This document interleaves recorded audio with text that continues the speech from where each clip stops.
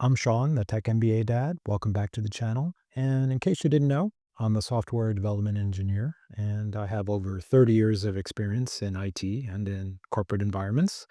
I also have my MBA, and I wanted to share some of the lessons learned from surviving in the corporate world for the last 30 years. I want you to be able to level up and have more positive and productive days at work. Now, surviving corporate America is a topic that a lot of us have to deal with. We've all been there, stuck in sad cubicles, dealing with challenging colleagues, and trying to make sense of the politics that come with living the 9 to 5 dream.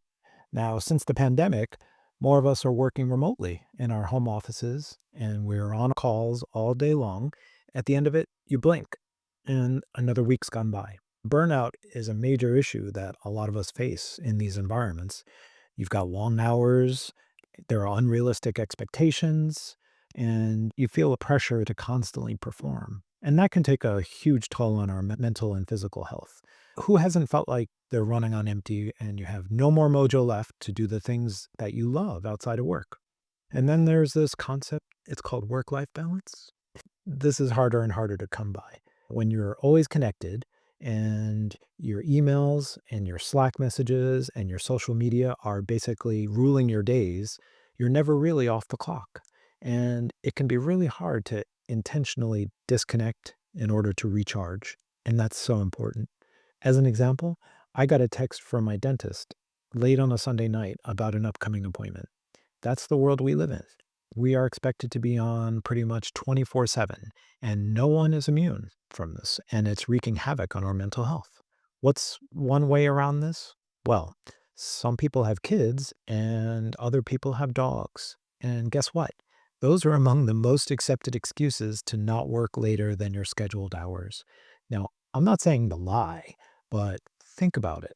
People with kids or people that have a dog at home clock out on time every day so they can take care of their families or get home in time to walk their dog. Now, is it fair that single folks have to stay back and work longer? I don't think so. Actually, that's one of the reasons I got a dog early in my corporate life, because you know that if you work late, you'll be coming home to a big stinky mess. Nobody wants that. Seriously, though. For me, you have to prioritize self care. That means taking time for exercise and meditation and making space for the hobbies that have nothing to do with work. And I have a lot of hobbies. If you look at my channel, you know I have a lot of hobbies. It also means setting boundaries. You have to learn to say these magic words. Repeat after me. I'm not available. No excuses. And you have to not be afraid to step back and recharge. I know that if I don't get exercise, I feel tense, my patience wears thin, I'm no fun. Another thing you can focus on is building relationships. Having good relationships is key. You need a strong support network of friends who just get it. These folks understand what you're going through and can make a difference. It's not just about having people that you complain with every day.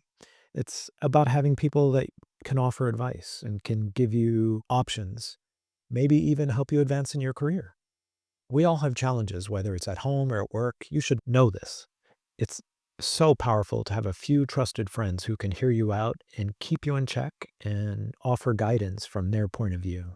Sometimes just saying the thing that's troubling you out loud can take some of the sting out of a tough situation. So never underestimate the need for support from trusted friends. Speaking of advancing in your career, though, one of the most important things I've learned is how important it is to have a growth mindset.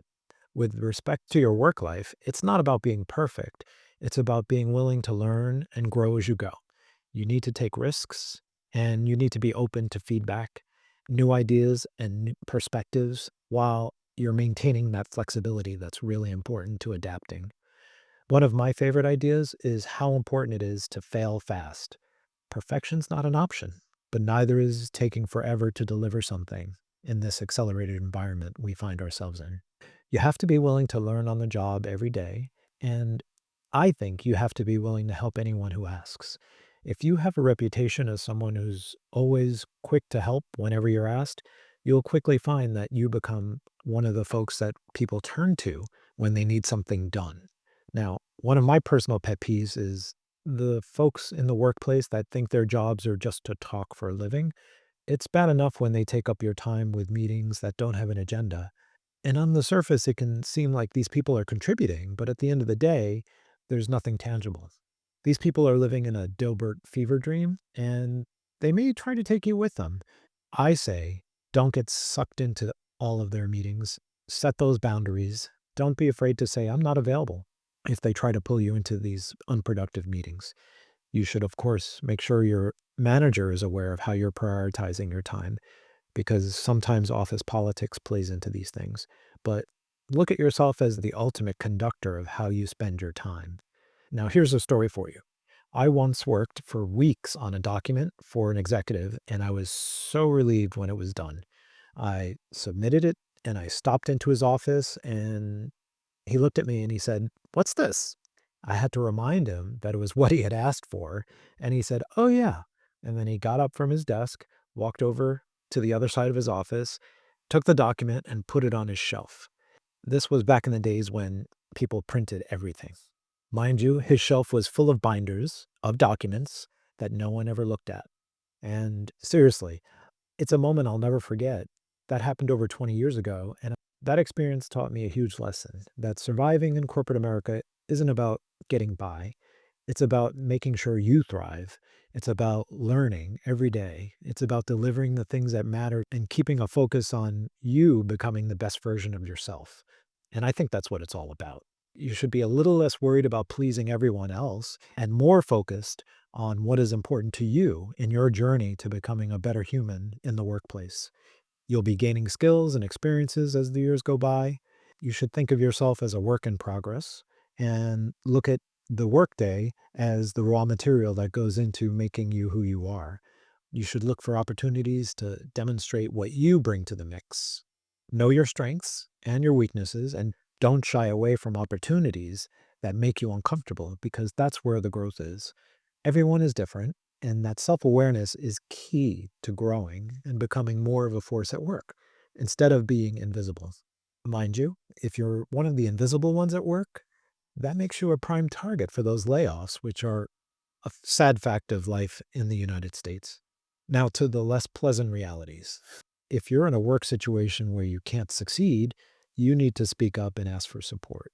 Maybe there have been layoffs and they've given you the work of three people to do while they figure things out in the organization.